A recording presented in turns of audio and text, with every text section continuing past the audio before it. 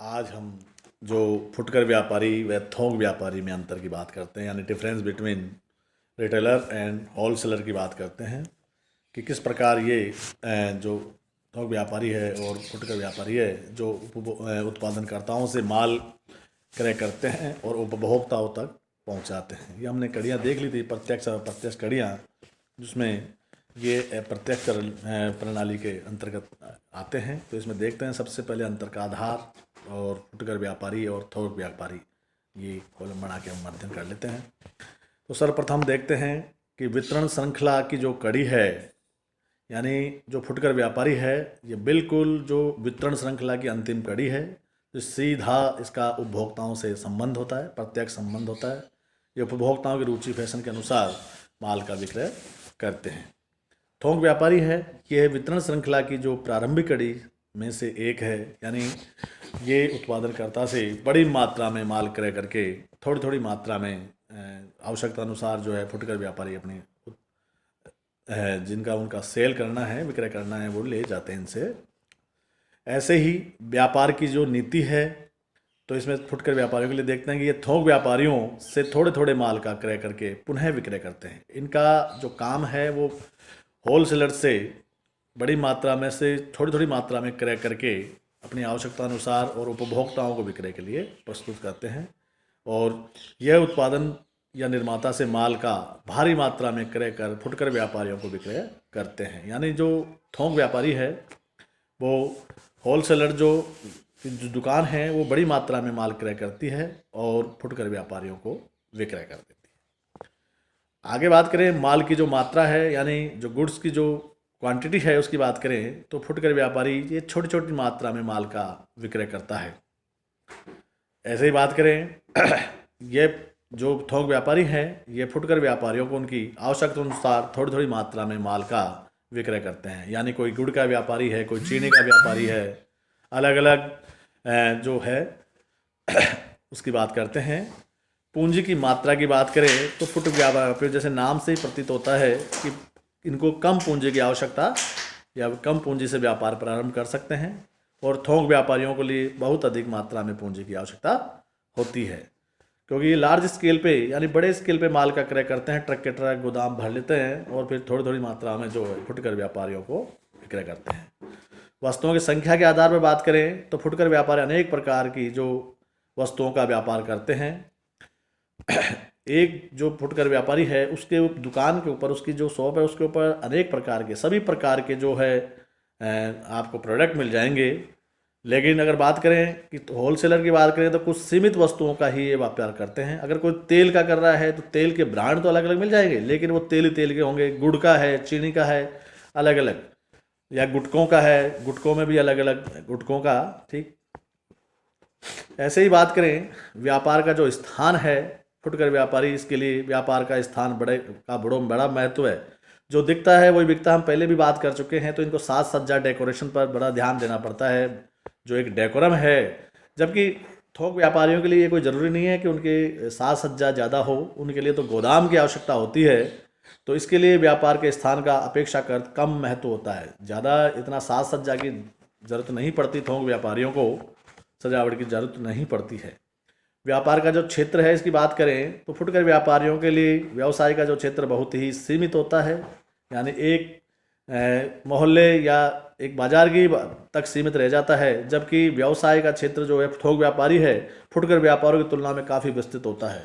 ये एक यूँ कहें कि तहसील या ज़िले को भी कवर कर सकते हैं। अगर आपका व्यापार अच्छा है आपका, तो एक बड़ी मंडी को आप कवर कर जाते हैं। ऐसे ही बात करें मध्यस्थों के स्थान की बात करते हैं तो इसमें मध्यस्थों की श्रृंखला में उपभोक्ताओं के समीप का स्थान होता है। फुटकर व्यापारी बिल्कुल उपभोक्ता का जो है अंतिम जो है वस्तु का उपभोग करने वाले, उनसे सीधा इनका प्रत्यक्ष संबंध होता है। जबकि जो थोक व्यापारी इनका मध्यस्थों से प्राय बीच का स्थान होता है, क्योंकि मध्यस्थों के माध्यम से ही जो थोक व्यापारी है वो अपने उत्पाद को है जो फुटकर व्यापारियों के माध्यम से बेचते हैं। क्रय नीति की बात करें, क्रय नीति की तो यह है प्राय माल का उधार क्रय करता है। जो फुटकर व्यापारी है वो थोड़ी थोड़ी मात्रा में क्रय करता है, और वो भी उधार जो क्रेडिट है उसके आधार पर भी ये माल क्रय कर लेता है। ये प्राय अगर बात करें तो थोक व्यापारी है जो बड़े स्केल पे व्यापार करते हैं, तो इसमें पैसों का ही खेल है। जो पैसे देगा उसको कम कीमत पर तत्काल माल मिल जाता है, उपलब्ध हो जाता है, जिससे वो कम मुनाफा रख के भी अधिक प्रॉफिट कमा लेते हैं, क्योंकि अधिक मात्रा में माल क्रय करते हैं और अधिक मात्रा में माल को विक्रय भी कर देते हैं। तो कम परसेंटेज रखने के बावजूद भी ये लोग फुटकर व्यापारियों से ज़्यादा मुनाफा कमा लेते हैं। विक्रय नीति की बात करें, यह माल का प्राय नगद विक्रय करने की नीति अपनाते हैं। जो फुटकर व्यापारी है बेचने में तो ये बिल्कुल नगद चाहिए, खैर उधार से भी काम चलता है, करते हैं लोग, लेकिन ज़्यादातर ये नगद में ही कार्य करते हैं। और अगर फुटकर व्यापारियों की बात करें, थोक व्यापारियों की बात करें, होलसेलर्स की, तो ये प्राय माल का उधार विक्रय करता है। यानी ये अपने माल को जो फुटकर व्यापारी है उनको दे देते हैं कि ठीक है बिक जाए, जब दे देना पैसे। ऐसी स्थिति से भी ये नगद में ले जाएगा, उसको अलग बेनिफिट, उधार में ले जाएगा उसको थोड़ा महंगा मिलेगा, ये अलग बात है। ऐसे माल के संग्रहण की बात करें तो फुटकर व्यापारियों को माल का संग्रहण करने रखने की आवश्यकता नहीं होती है, उसे बहुत ही कम स्टॉक रखना। यानी कोई 1-2 बोरी ले आए, 1-2 आटे कट्टे ले आए, उनको बेच देंगे, बाद में वापस ले आएंगे, तो ये ऐसी नीति इनकी रहती है फुटकर व्यापारियों की।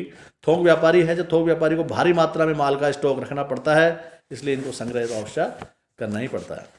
जोखिम की बात करें, फुटकर व्यापारियों के व्यवसाय में जोखिम बहुत कम पाई जाती है, क्योंकि कम मात्रा में जब माल होता है तो जोखिम में निश्चित कम ही होगी। और इसमें जो थोक व्यापारी है इसके व्यापार में भारी जोखिम पाई जाती है। भारी मात्रा में रखे गए माल के स्टॉक मूल्यों में उतार चढ़ाव और जोखिम, पर जो जोखिम वहन करता है प्रॉफिट वो उसी को मिलता है। इसीलिए होलसेलर है जो ज़्यादा घाटे में नहीं रहते हैं।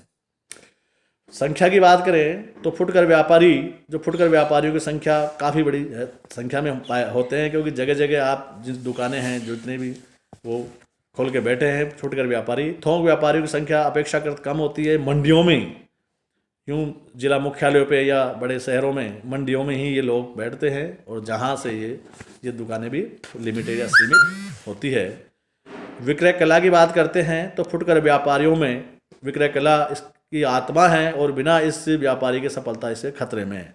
अगर आपको बेचने की कला नहीं है तो निश्चित ही आप जो फुटकर व्यापारी के रूप में सफल नहीं हो सकते, क्योंकि जो थोक व्यापारी है इनको विक्रय कला का अपेक्षाकृत कम महत्व दिया जाता है, क्योंकि इनको जिसको लेना है वो निश्चित लेके ही जाएगा। फुटकर व्यापार में तो यह है कि अगर उपभोक्ता संतुष्ट नहीं हुआ आपकी बात से तो दूसरी दुकान पे चला जाएगा, और यहाँ जब दुकानें लिमिटेड है तो उसे और उस मात्रा और उस कीमत पर उपलब्ध वहीं थोक व्यापारी के पास ही उपलब्ध होगी। तो इसलिए इसको ये कम होते हैं, इनको मजबूरी होती है लोगों की कि ये इनसे ही माल खरीदते हैं। आगे छोटी मात्रा में विक्रय से मुक्ति की बात करते हैं। थोक व्यापारियों को छोटी मात्रा का माल विक्रय से मुक्त करता है, और जो थोक व्यापारी है यह निर्माता और उत्पादक को थोड़ी मात्रा में माल के क्रय विक्रय से मुक्त कर देता है। यानी जो उत्पादक, जो प्रोडक्शन करने वाला है, उसको थोड़ी मात्रा में माल न विक्रय करके बड़ी मात्रा में जो थोक व्यापारी है जो माल क्रय कर लेते हैं, और पहले ही उनका ऑर्डर बुक कर लेते हैं, जिसकी वजह से उनको ये भी दिक्कत नहीं है कि हमारा माल खपत होगा या नहीं होगा, तो आधे पैसे पहले दे देते हैं, जिससे कि बनाने वाले को भी, उत्पादककर्ता को भी दिक्कत नहीं है कि मेरा माल, और उनको भी ना रखने की ये समस्या भी नहीं आती है, भंडारण की व्यवस्था से भी मुक्ति मिल जाती है। तो ठीक वैसे ही है। तो ये हमने आज फुटकर व्यापारी और थोक व्यापारी में अंतर देखा।